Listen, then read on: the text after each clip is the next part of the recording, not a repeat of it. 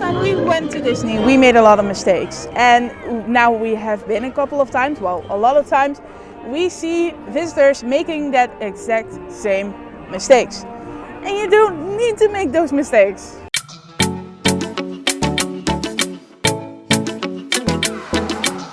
We have pulled together 23 mistakes we see first-timers do. And we tell you how to avoid them. Especially mistake 16. If you avoid them, you have the best time in Disneyland Paris.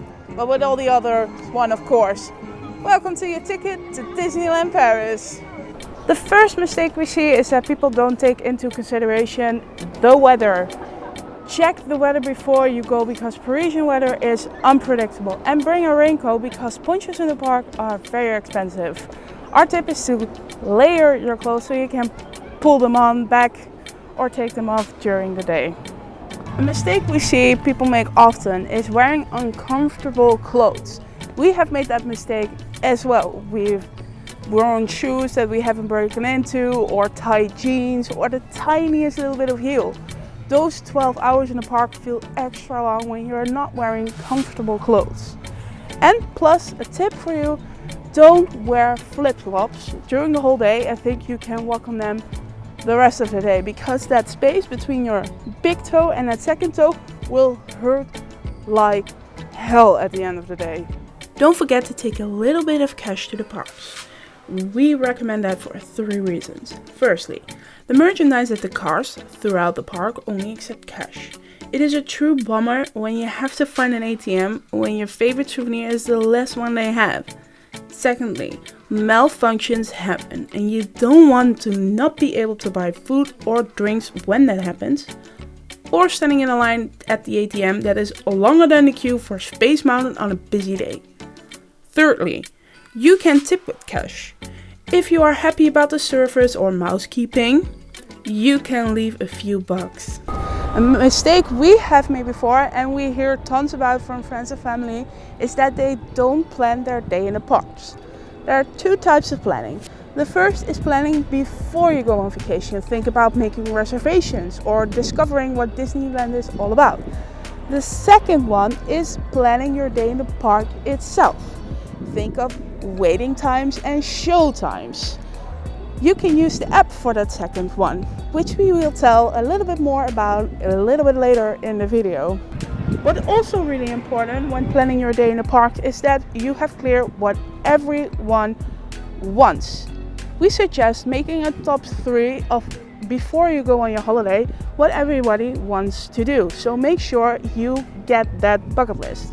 We have made a little cheat sheet for you, which you can download for free on our website, so you can make a schedule of what you really want to do, and you just have to make it your to-do list so everybody gets to have their best time in Disneyland Paris.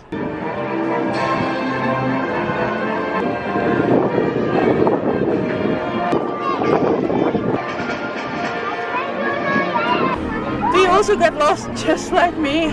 Well, that's a mistake I've made plenty and plenty times before. But then I started using the Disneyland app, which helps me navigate through the park, and I can see waiting times, make a reservation for a restaurant, or get yourself premier access to skip the line. Why waste mobile data or not have internet at all? You need to fill in some data, but the connection is pretty good. You shouldn't be banking extendedly or put in sensitive password while on the Wi-Fi, but it's still an open resource. But checking the app or posting pics on the gram and you are completely fine. A mistake we see making people like 1,000 times before is that they don't make a dinner reservation at restaurants. Restaurants give people with sit-down restaurants and buffet restaurants priority who have made a reservation. And the thing is, making a reservation is really easy. You can call or make a reservation in app. A reservation you can make 90 days prior before you want to eat at that restaurant. So use that time frame because Disney restaurants are very popular. If you don't want to make a reservation or stand in line very long, it's a really good option to go eat outside of the parks. Disney Village has a lot of restaurants that have pretty good quality of food, and you don't need a reservation to go in. It's a perfect solution if you want to take a break from the parks or at the end of a park day. Don't be late at the parks. Be there at the opening, which Disney visitors will call rope drop. And hit your favorite parks before it gets crowded in the park. The normal opening times are 9:30 for every guest and 8:30 for hotel residents of Disney-owned hotels. Do you want to know more about this time, which is called Extra Magic Time? Go to our website or check out this video and go to our website to find out even more and book your own vacation in a Disney-owned hotel. Another mistake people make is they don't rope drop Peter Pan's Flight or Crush Coaster. Because the capacity of these rides are very low, the lines will get very long during the day. One of the most common mistakes we experience in the park is that people arrive just on time when the parade or a show is about to start. We see that the show is mostly full or the parade, the good places are already taken. Our advice is come to the parade or the show 20 to 30 minutes earlier, and even on more crowded days, even up to 60 minutes before the show or parade starts. When looking for a spot for the parade, there are a lot of good spots, but there are also a lot of bad spots. For example, you have spots where you have a lot of trees or lanterns in your view.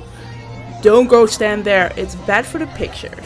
And if you want to see the dancers as well and not only the floats, we recommend you to not stand on the other side of Main Street where the parade is coming from. So at the end of Main Street, from the direction the parade is coming from. Because if you have a little bit of crowds and a little bit of roads, you will not be able to see the dancers as well. Don't just go to the park for the roller coasters. You can do a lot of other things like seeing the parade or a show. Our favorite shows are Mickey and the Magician, The Lion King, Pride of Rhythms, and every parade actually. And there's also a lot to explore. For example, Skull Island.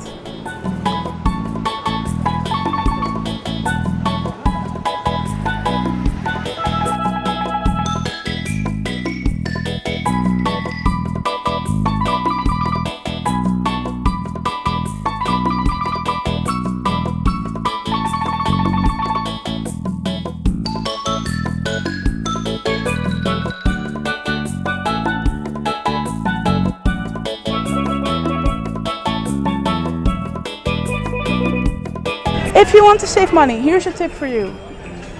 Don't buy water in the parks. There are a lot of ways to get your water without you have to buy an expensive bottle of water. For example, you can bring water from home or fill your empty water bottles with water from a toilet or use the little water fountains you can find throughout the parks.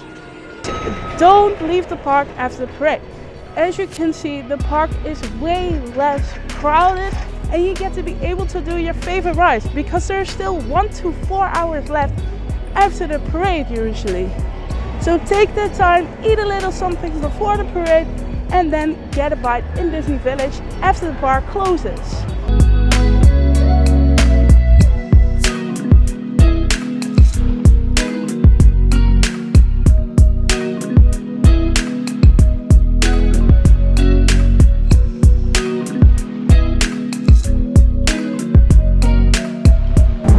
In our experience, the parks are mostly crowded between 2 p.m. and 5 p.m.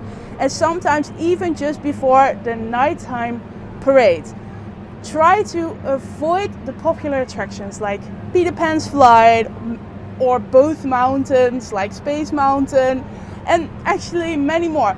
Just keep watch on the app what the waiting times are, and if it's too crowded, just take a break, relax, go get something to eat or go back to your hotel.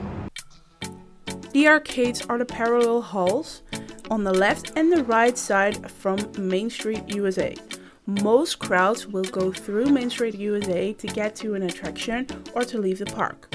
Be smart and go through the arcades when it's crowded. It's also a beautiful space with a lot of hidden details, so definitely check it out. I have made this mistake many times, especially in the spring and summer times. This is awful. After a long day of walking and adrenaline, you'll probably sweat. And once you do, and you didn't bring deodorant, you'll feel uncomfortable. Plus, there's no opportunity in the park to buy some. Did you forget your deodorant? You can always go to the toilet to fresh up your armpits with water and soap.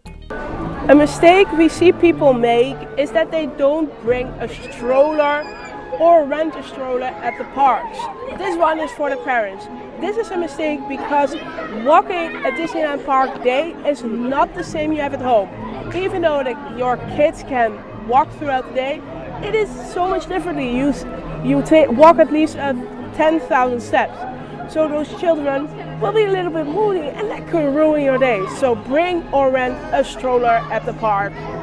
The French love to go to Disney on the French holidays or during the weekends. If you try to avoid them, you will experience lesser crowds and enjoy your day so much more. A mistake that first-timers often make is that they don't go through the walkthrough attraction of Sleeping Beauty's castle. If you go from one floor up, you can enjoy this beautiful walkthrough, and if you go one floor under, you can visit the dragon in the dungeon. If you want to know more about our Disney castle, go check out this video and we tell you everything you need to know.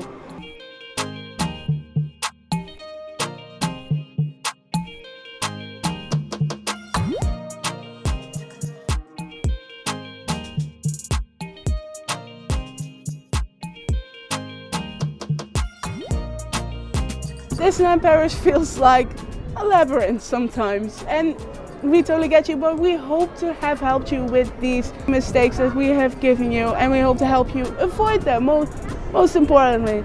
If you like this video, make sure to hit that thumbs up and subscribe to our channel.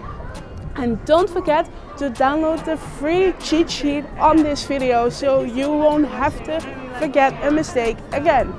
Thank you so much for watching, and we'd like to see you next time. Bye bye!